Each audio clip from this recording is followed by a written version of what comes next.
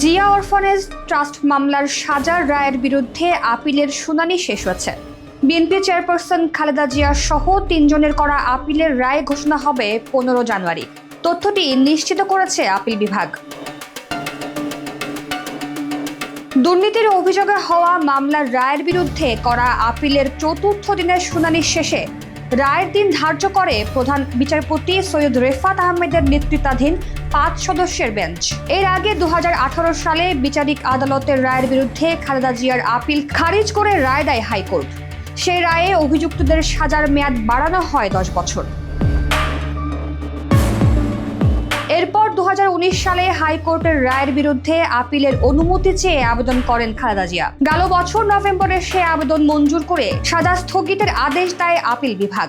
একই মামলায় খালেদা জিয়ার সঙ্গে আসামি করা হয় সাবেক সংসদ সদস্য কাজী সালিমুল হক কামাল ও ব্যবসায়ী শরফুদ্দিন আহমেদকে। তারাও রায়ের বিরুদ্ধে গত বছর আপিল করেন। আদালতে খালেদা জিয়ার পক্ষে শুনানিতে অংশ নেন জ্যেষ্ঠ আইনজীবী জয়নুল আবেদিন, এম মাহবুব উদ্দিন খোকন, এম বদরুদ্দোজা ও আইনজীবী কায়সার কামাল।